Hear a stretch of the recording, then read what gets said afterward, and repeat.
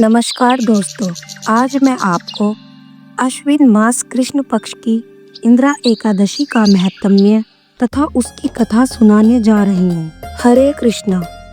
युधिष्ठिर ने पूछा, मधुसूदन कृपा करके मुझे यह बताइए कि अश्विन के कृष्ण पक्ष में कौन सी एकादशी होती है। भगवान श्री कृष्ण बोले, हे राजन, अश्विन कृष्ण पक्ष में इंदिरा नाम की एकादशी होती है। इसके व्रत के प्रभाव से बड़े बड़े पापों का नाश होता है। नीच योनि में पड़े हुए पितरों को भी यह एकादशी सद्गति देने वाली है। हे राजन, पूर्व काल की बात है। सतयुग में इंद्रसेन नाम के विख्यात राजकुमार थे, जो अब महिषमतीपुरी के राजा होकर धर्म पूर्वक प्रजा का पालन करते थे। उनका यश सब ओर फैल चुका था। राजा इंद्रसेन भगवान विष्णु की भक्ति में तत्पर गोविंद के मोक्षदायक नामों का जाप करते हुए समय व्यतीत करते थे और विधि पूर्वक अध्यात्म तत्व के चिंतन में संलग्न रहते थे। एक दिन राजा राजसभा में सुख पूर्वक बैठे हुए थे। इतने ही में देवर्षि नारद आकाश से उतरकर वहां आ पहुंचे। उन्हें आया देख राजा हाथ जोड़कर खड़े हो गए और विधि पूर्वक पूजन करके उन्हें आसन पर बिठाया। इसके बाद वे इस प्रकार बोले, मुनि श्रेष्ठ, आपकी कृपा से मेरी सर्वथा कुशल है। आज आपके दर्शन से मेरी संपूर्ण यज्ञ क्रियाएं सफल हो गई। देवर्षि अपने आगमन का कारण बताकर मुझ पर कृपा करें। नारद जी ने कहा, हे नृपश्रेष्ठ, सुनो, मेरी बात तुम्हें आश्चर्य में डालने वाली है। मैं ब्रह्मलोक से यमलोक में आया था। वहाँ एक श्रेष्ठ आसन पर बैठा और यमराज ने मेरी भक्ति पूर्वक पूजा की। उस समय यमराज की सभा में मैंने तुम्हारे पिता को भी देखा था। वे व्रत भंग के दोष से वहाँ आए थे। राजन, उन्होंने तुमसे कहने के लिए एक संदेश दिया है, उसे सुनो। उन्होंने कहा, बेटा, मुझे इंदिरा के व्रत का पुण्य देकर स्वर्ग में भेजो। उनका यह संदेश लेकर मैं तुम्हारे पास आया हूँ। राजन, अपने पिता को स्वर्ग लोक की प्राप्ति कराने के लिए इंदिरा का व्रत करो। राजा ने पूछा, हे भगवान, कृपा करके इंदिरा व्रत का बताइए कि किस पक्ष में, किस तिथि को और किस विधि से उसका व्रत करना चाहिए।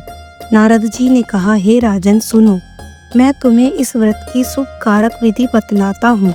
अश्विन मास के कृष्ण पक्ष में दशमी के उत्तम दिन को श्रद्धा युक्त चित्त से प्रातः काल स्नान करके, फिर मध्याह्न काल में स्नान करके एकाग्रचित हो एक समय भोजन करें तथा रात्रि में भूमि पर सोएं। रात्रि के अंत में निर्मल प्रभात होने पर एकादशी के दिन दातुन करके मुंह धोएं। इसके बाद भक्ति भाव से निम्नांकित मंत्र पढ़ते हुए उपवास का नियम ग्रहण करें। अद्य स्थित्वा निराहारम सर्वभोग विवर्जित है, शवो भोक्ष्ये पुंडरीकाक्ष शरणम में भवाच्युत। कमल नयन भगवान नारायण, आज मैं सब भोगों से अलग हो निराहार रहकर कल भोजन करूँगा। अच्युत, आप मुझे शरण दें। इस प्रकार नियम करके मध्याह्न काल में पितरों की प्रसन्नता के लिए शालग्राम शिला के सम्मुख विधि पूर्वक श्राद्ध करें तथा दक्षिणा से ब्राह्मणों का सत्कार करके उन्हें भोजन करावें। पितरों को दिए हुए अन्न में पिंड को सूंघकर विद्वान पुरुष गाय को खिला दें। फिर धूप और गंध आदि से भगवान ऋषिकेश का पूजन करके रात्रि में उनके समीप जागरण करें।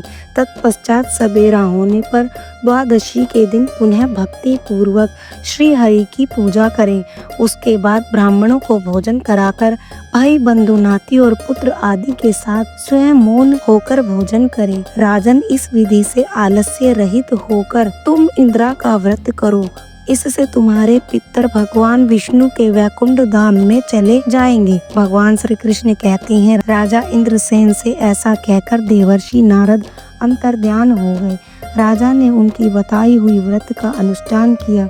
कुंती नंदन व्रत पूर्ण होने पर आकाश से फूलों की वर्षा होने लगी।